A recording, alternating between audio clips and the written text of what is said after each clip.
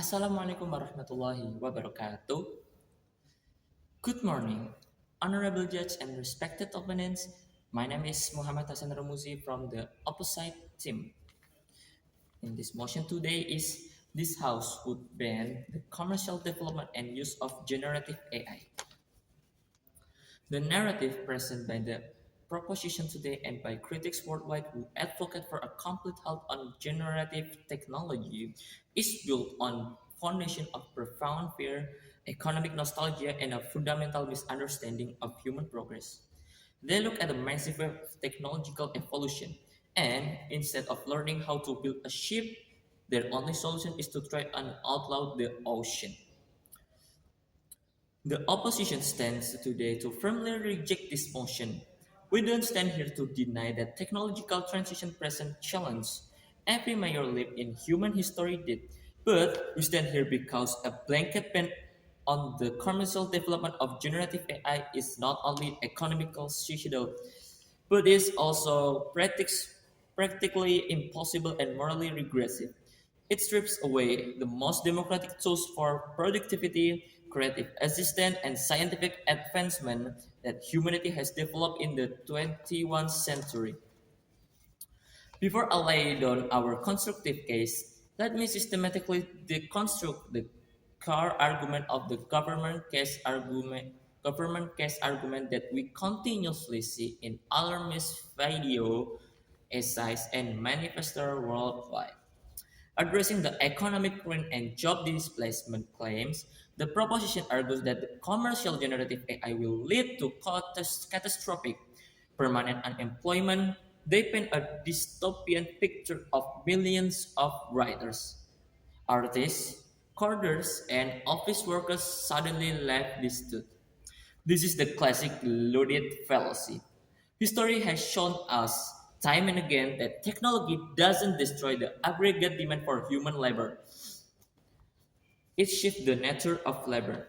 When the printing press was invented, script period, ruin ignores that it created entire industry of publishing, journalism, and education. When automated spreadsheet emerged in the 1980s, people predict the death of accounting. Instead, it lowered the cost of bookkeeping, allowing business to scale and actually increase the number of accountants and financial analysts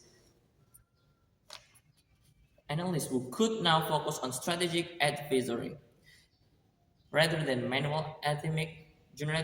Generative AI is an efficiency multiplier. It handles the modern draft, the boilerplate code, and the preliminary sketch, allowing the human being to ascend to higher level conceptual design, quality assurance, and strategic decision making.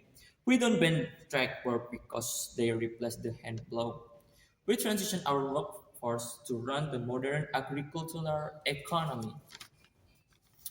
The critics argue that the AI models are stealing human art, creating soulless plagiarism, and effectively killing genuine human brain creativity. Let us understand how human creative actually work. No artist creates in a vacuum. Every writer reads thousands of books. Every painter studies classical master. We ingest, we analyze, we pattern, we synthesis, and we produce something new. Generative AI does mathematically what humans do cognitively. It analyzes public data to learn to underlying style, syntax, and structure of human output. Furthermore, commercial AI development is already rapidly shifting towards ethical license data training peopleness. A ban would help dysregulate legal commercial framework, leaving only unregulated black market model operating in jurisdictions that don't care about copyright laws. Lastly, the proposition claims that commercial AI must be banned because it democratizes the creation of deepfakes, misinformation, and cyber threat. Banning commercial development doesn't make the technology disappear, it merely ensures that the good actors regulate law-abiding public corporations, stop developing defense mechanisms, while malicious actors set the sponsor hackers and underground groups continue to develop these tools in the shadows. The best defense against deepfake is not a futile domestic ban. It is the commercial development of advanced cryptography, watermarking technology, and AI-driven detection system.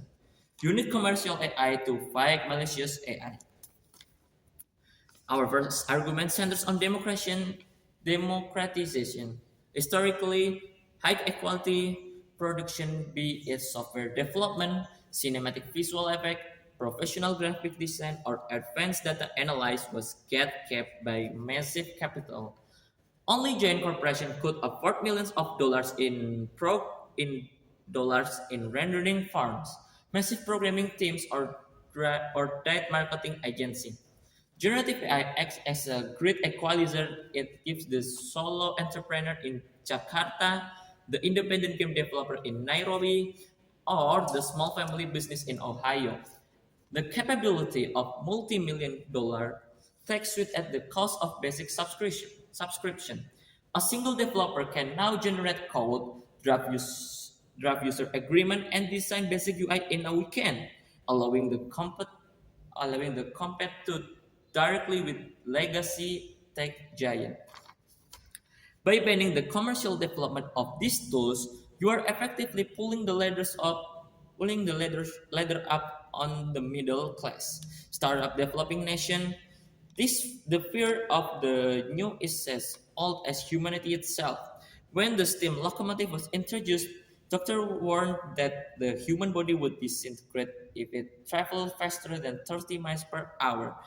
When the internet arrived, critics wrote manifestos claiming it would permanently destroy human socialization and intellect.